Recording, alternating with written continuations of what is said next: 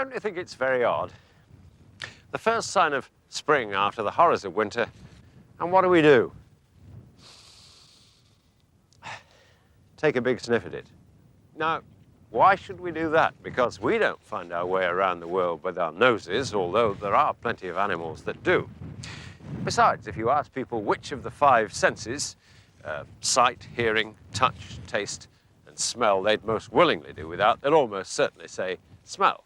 And that's quite reasonable. I mean, if we really want to find a smell, we can get one of the lower animals to do it for us.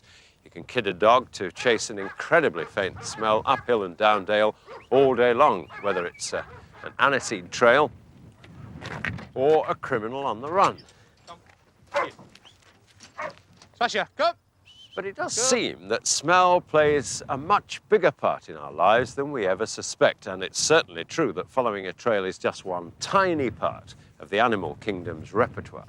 Now, Dr. Michael Studdart is a zoologist from London University. He quite frequently pops along to London Zoo because he's especially interested in the way that animals use their noses. I suppose these creatures are smelling danger and they must be smelling food, but what's the sort of span of possibilities for smell? What do animals do with it? Well, they do just about everything that you could possibly imagine. You say they smell danger. Yes, they smell predators when there are predators on the horizon. They smell food, but they also go around marking their territories, and they have to smell who has marked a territory. Is it safe to cross? Should they enter? Should they keep out? They themselves have to make their marks around their territory to inform everybody else that they're owning the area. They actually use the sense of smell really for every aspect of their lives. If they're frightened, this comes out in their sense of smell, in the secretions that come out through their body surfaces. If they're happy, this comes out too. In fact, their lives really are centered around smell in exactly the same way that our lives are centered around our eyes. All animals have got the ability to recognize various chemicals in their environment. Even a little amoeba in the foot of the canal down there is recognizing what's good and what's bad. Gradually, as animals came out on dry land, the problem was one of picking up chemicals through the open air. And the sense of smell really can be traced right back, in fact, to the single-celled amoeba. For the evolving animals, communication became all important as soon as male had to find female so that the species could reproduce. And with neither sight nor hearing, the answer had to be a chemical, released by one partner and detected by the other. In other words, smell. But what sort of process has it become? Well, it's actually a physical process of little particles of smell, rather like grains of salt, if you like, but tiny, tiny particles of smell being drawn up into the nose and then hitting sensitive cells right up in the very, very uppermost part of the nose. In us, it's right up here, the bridge of the nose, about 5 or 6 millimeters beneath the surface. For any individual smell molecule, there's a long, long trail of winding through the nostrils, up the channels formed by the odd bulges in the inner nose, until at last it comes to a tiny patch of very special cells about half the size of your fingernail. It's called the olfactory epithelium. No one quite knows how these cells work, but from their tips, whip-like cilia extend into the moist layer on the surface. The molecule's arrival triggers off a signal in the nerve that's transmitted straight back to an ancient part of the brain that deals with emotion as well as smell. What we're dealing with in the sense of smell is actually a forward projection of the brain sticking out into the environment. That's what's going on up here at the top of your nose. And each one of these molecules in some way triggers a specific response from this little patch of tissue right at the top of your nose. Exactly how it does that, we're not sure, but they've got this specific ability to be able to ring a little bell somewhere in your mind to say, yes, that's vinegar, rather than, say, bad egg or any other smell which you're very familiar with. Our technique is to sniff in the air and with it the smell. But the snake actually reaches out and grabs it. Snakes have a very good sense of smell, and furthermore, they use the secondary nose, the little organ which lies in the roof of the mouth. They use that extensively, and of course the forked tongue actually plugs into this little organ inside the roof of the mouth. So when the snake shoots out its forked tongue, it is in fact sampling the smell of the air all around it and passing that information up into the special organ in the roof of the mouth. Fish actually have got very, very remarkable senses of smell. The Pacific salmon is able to navigate right the way up the rivers of North America using their noses, and they come back to the very particular site where they themselves were born, and they use their noses to plot this whole course. So, animals use their noses to collect all kinds of information. But sometimes they're not just informed by smells, they're actually switched on, controlled by them. And smells like that are called pheromones. Butterflies and moths have elaborate antennae designed to filter the molecules of smell out of the air. And what's more, the male butterfly also releases a scent that, faint as it is, automatically brings the females to him from as far as 3 miles away. This black antelope produces a pheromone too, but it has a different function. He seems to be the only male in the herd, but in fact there are others who don't develop sexually because it's believed of a pheromone produced by the leader. In other words, he's suppressing his rivals by something akin to chemical warfare. We go to no end of trouble and time and expense. Expense is not the least of it in removing our own odour, but we don't leave it there, do we? The significant thing is we remove our own smell and then we replace it with something else, and I think that indicates the very significant role that the sense of smell has played in our evolutionary past. In the lower animals, particularly in the mammals, we find that every aspect of their lives is related around the sense of smell. We've still got that basically inside us. So when we have removed what we consider to be offensive smell, we replace it with something which isn't offensive, something which smells of flowers or of gums and resins from trees, all this sort of thing.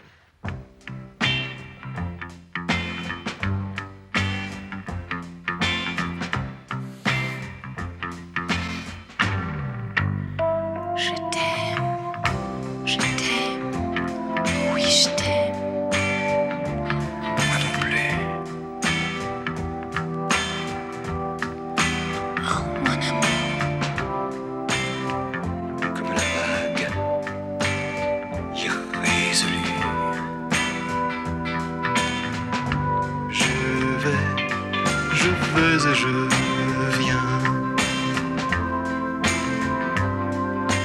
entre tes reins. Je vais et je viens entre tes reins et je me retiens. Je t'aime, oh oui je t'aime. Moi non plus.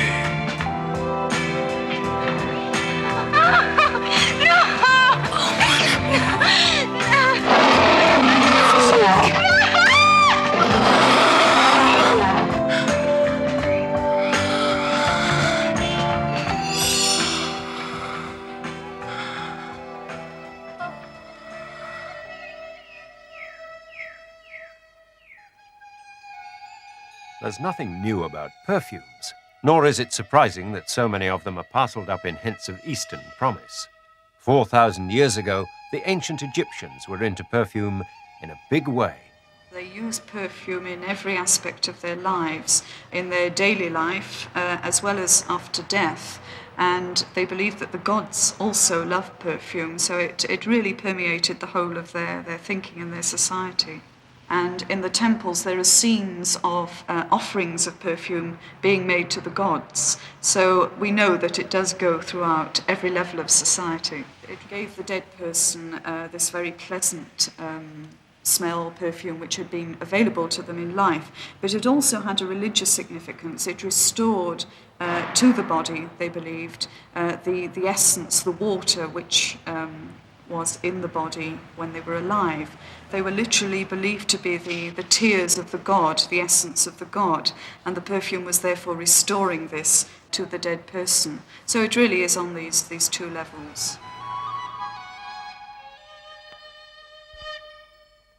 The pharaohs based their perfumes on herbs, resins, mostly plant products. Later perfumers, although not all that much later, started to add animal products to give what's called an animal note.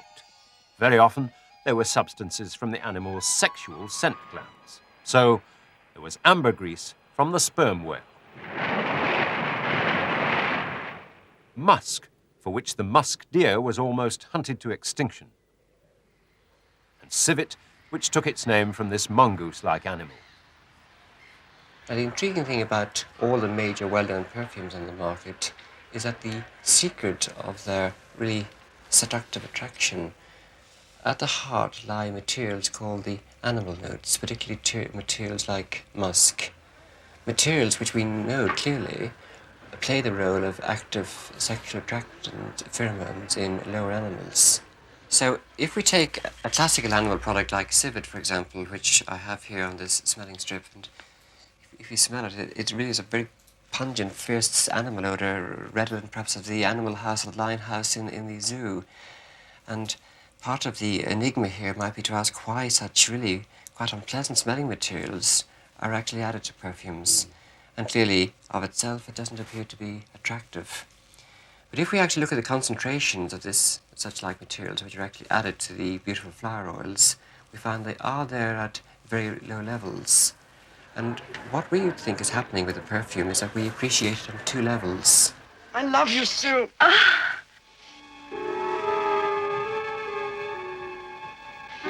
Sue.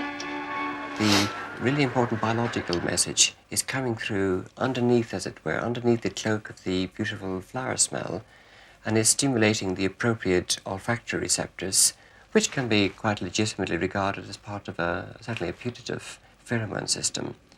But what people often regard as the magical attraction of that wonderful diffusive aroma which you smell across in the wake of a beautiful woman passing by with a beautiful perfume, that really magical animal note is happening almost at a subliminal level.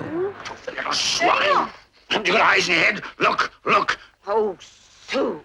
And the real truth perhaps is that we can't quite face up so directly to the important smell message coming through in the way that animals do. We have our culture to superimpose our rituals on top of that. But at the heart of the perfume, nevertheless, are these animal notes, which, regardless of the family of perfume, there is no major perfume on the market that does not have a musk or ambergris or civet or some other animal note. You cannot make a really attractive perfume without these materials. But in recent years, a new additive has come along which is derived from an animal rather less exotic than either the sperm whale or the musk deer. It's the pig. The pig is one of the species of mammals we know most about with respect to the use of the sense of smell in courtship and in reproduction. And in fact, when the male pig becomes mature, it starts to produce a rather acrid-smelling substance in its saliva, which causes the female pig, when she's on heat, to adopt the mating posture, to go absolutely rigid. And in fact, this substance is produced in the foamy saliva that you can see at the time of mating in pigs. The male chomps the jaws and produces a thick white foam. And the female responds to the smell of that, really like a fly to butter. Would she respond to that chemical if the boar wasn't there? Yes, she would. And that substance is now marketed, in fact, commercially in an aerosol spray for pig breeders to be able to detect which of the sows are ready for mating. You can just spray this onto the noses of the sows, and those that are ready for mating adopt this rigid posture, the mating stance. So the boar doesn't, in fact, need to be there at all, just his smell. Well, this is the stuff that Dr. Studdart was talking about. It's a pheromone called Androstenone. And as it happens, this is exactly the same stuff, although it's in a rather different packaging. This is bought by pig breeders at about £3.50, and this is bought for about £11 by, how shall I put it, amorous fellas. So what's the connection? Well, it turns out the chemist discovered that androstenone occurs not just in the boar's saliva, but also in human male sweat. So, the pig breeders, come on, Florrie, who buy this, know that it will affect the sow's sexual behaviour. And the fellas who buy this just hope that it will affect women's sexual behaviour. And certainly, the advertising that accompanied its launch onto the market gave grounds for optimism. Irresistible Androstenone. The vital power that drives a woman to a man. Now it's in a can. See what the press had to say about the spray. In the sun, in Nave, in the mirror. Androstenone, the sweet smell of success. Well, you see what I mean. Now, obviously, George Dodd, as a chemist and perfumer, was very interested to know whether smells could affect human behavior. But the great barrier to that is that it's notoriously difficult to measure emotions. So he turned for help in setting up some experiments to a psychologist at Warwick University, Dr. Steve Van Toller. At the moment, we try to run what we call psychophysiological experiments, where we're recording minute changes in skin conductance with rating. We have to have our subjects rating the smell. We have to have them judging it. We have to know what threshold they're working at. So we've got to sort of encompass 2 or 3 fields within psychology to make any sense of our data. Part of the data they're collecting is a record of people's response to smells. Electrodes fastened to the fingers measure the amount of moisture in the skin. When the nose detects a smell, the moisture level increases, and that's recorded on a moving chart. So they can see how faint a scent will get a reaction and whether there's an unconscious reaction. They tested androstenone. So does Dr. Van Toller believe the advertising claims are justified? I think not. I don't think it is a claim. We have, on one hand, the contradiction that half the population can't smell it, and men and women. And of the remaining half, a quarter of them are going to find it unpleasant. So you have an odd compound here that you're spraying on to attract all the girls, where so many of them won't be able to detect it, or they'll find it positively unpleasant. I think the phenomena is that if someone puts on a compound that they think is going to pull the girls, they're going to behave in a way which will pull the girls, and it will happen just like that. I mean, last week on television, there was a hypnotist who told a woman to put on a pair of spectacles. You see all the men naked in the audience, and from her reaction, I suspect she did, but it didn't make the men in the audience naked. She just thought they were. Yeah. And I think this is the problem. Or maybe that's just one of the problems, because the difficult thing about smells is that they're almost impossible to measure. I mean, I can tell you how much light is falling on me by just using one of these meters. That meter over there is telling you how much energy there is in my voice as I speak. I can tell you how hot it is in this laboratory just by using a thermometer. I can tell you how big the laboratory is by using a ruler. What I can't do is to pass on any accurate information about the way it smells, because I can't put any numbers to the smell. I can't measure it.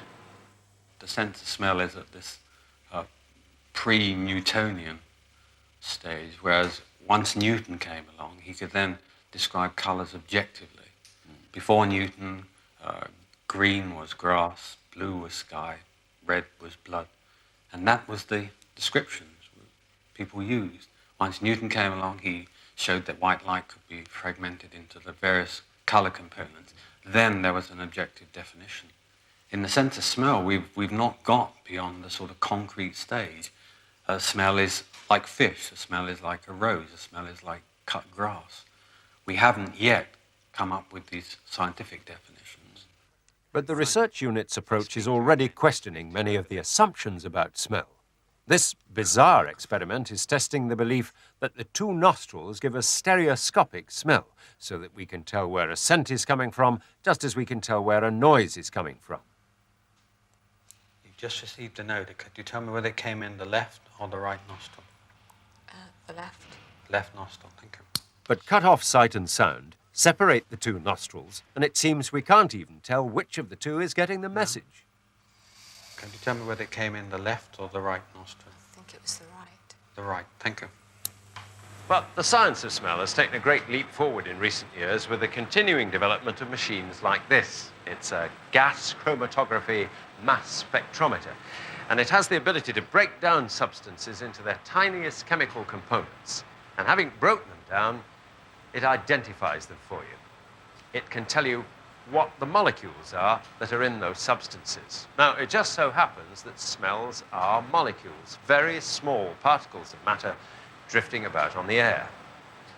But how small is very small? Well, the scale here is perhaps just in a general sense small. Now let me tell you what small means. Let's take something we all know about. Let's take a typical dog, which might perhaps be a metre in length, something like that.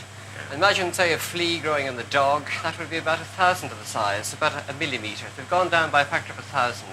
Yeah. And if we now looked at, say, a bacterium actually growing on the flea, that would be down 1,000-fold again. But to see the bacterium, of course, we'd have to use an electron microscope. Now, if we looked at a typical smelly molecule inside a bacterium, that would be going down yet 1,000 times again. And we cannot even see those type of molecules properly by an electron microscope. So they are beyond the resources of our ability to see them even. So we're going from a dog to a flea to a bacterium down to a molecule, and a factor of 1,000 each time. So inconceivably small. Smells, then, are invisible. Our noses seem to be able to detect them when even this machinery can't. And they plug straight into the part of the brain that looks after emotions. So it's hardly surprising that they've been recruited by the world of commerce. And certainly the perfumery manufacturers are paying attention to the role of smell in packaging and in marketing, which is a relatively innocent area. There have been many classic marketing research experiments in which you take items like packaged shirts, for example.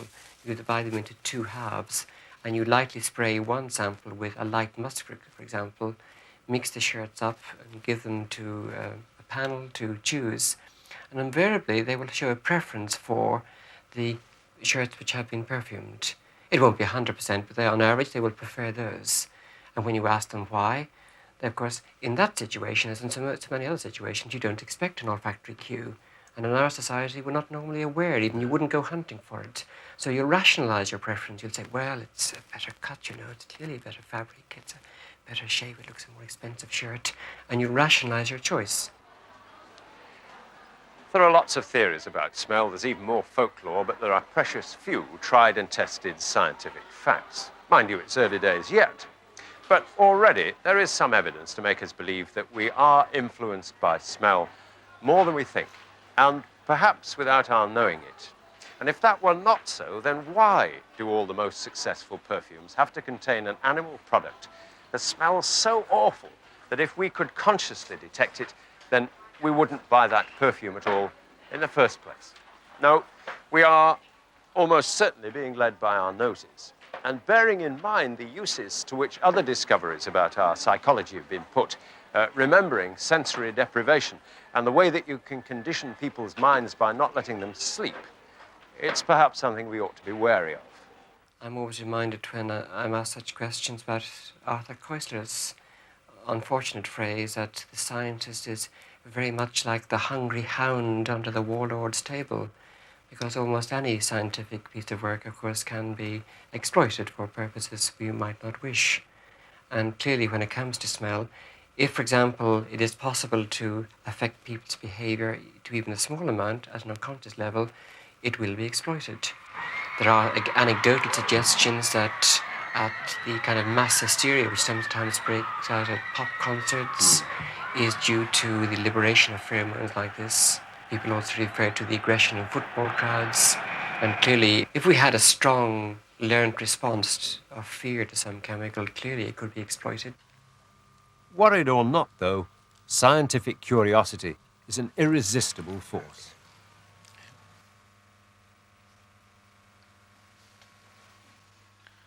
Was the odour to the left nostril or the right nostril? Left.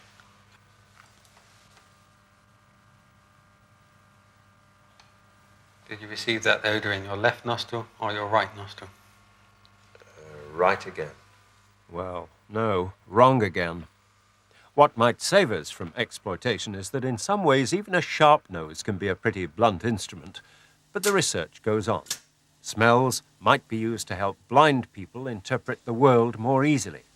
It might play a part in identifying disease, but no doubt more pheromones will be discovered too, which might increase the danger that we, like butterflies and pigs, could be switched on and off by a code. a code in the nose. You smell so fresh, for you smell the way Fairy did. Look at what that special spray did for her. She got the tops in fur. Makes me sneeze. You have the snout that makes my whirl, my heart unfurl, my toes to curl. I'm quite obsessed by you. I'll stick with you like glue. You smell so good, you do. You hear me now? I'll spend my life with you. Tell me you love me. I'll sniff along with you. How about that for roses? You smell so nice all through.